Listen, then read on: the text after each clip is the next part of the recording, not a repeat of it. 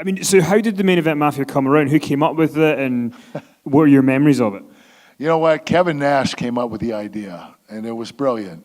You know, he wanted to pull all the big wig wrestlers, all the main eventers from TNA that came from other companies, from WWE, WCW, whatever big company they came from. And Kevin thought that this would be a great idea for TNA, and it would help make a lot of the younger talent, because we were a faction and we would wrestle the younger guys, and we were helping to put those younger guys over.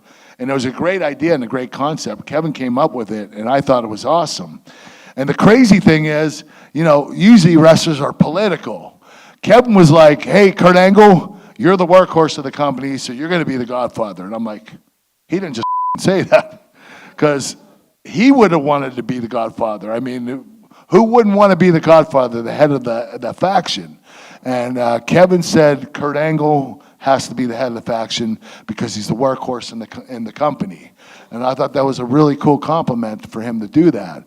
So I became the Godfather, and it was me, Sting, Booker T, Kevin Nash, and Scott Steiner. And Scott was crazy, man.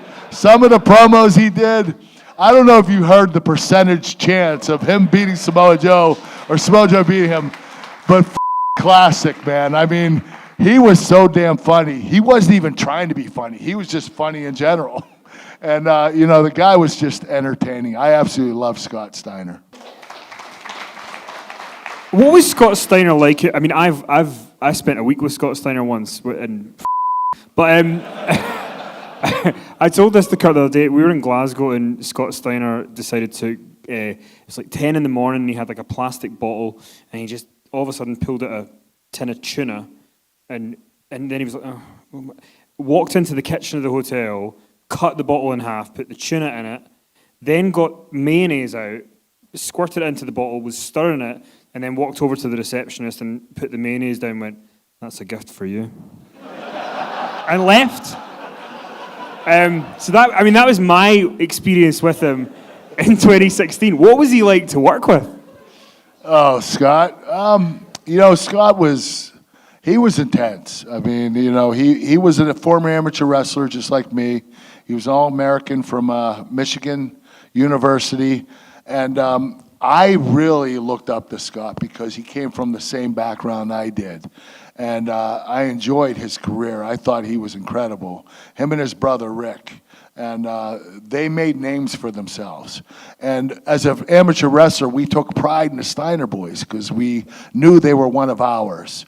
So we would always brag about them to pro wrestling fans. You know, the Steiners came from our sport. And Scott was a very talented wrestler. I thought he was a little bit more talented than Rick. Rick seemed to be the tougher of the two, but Scott had the good build, the better build, and he was a much more talented wrestler. But Scotty was incredible. I thought he was very talented. The problem with his career at the end was he had drop foot. I don't know if you know what drop foot is, but that's when you lose sensation of being able to keep your foot up. Your foot stays down. And if you run, you could trip and fall because you can't pick your foot up. It just hangs and you end up tripping. And it was sad to see that happen to Scott. But thank God he eventually had surgery and he got it fixed. And you know what? This son of a bitch is still wrestling till today. I just saw him last week at an event, and he was wrestling. I was like, "Scotty, what the hell are you doing?" He said, "I feel good, brother. I'm going to keep going until I can." And I was like, "Wow, you are the man."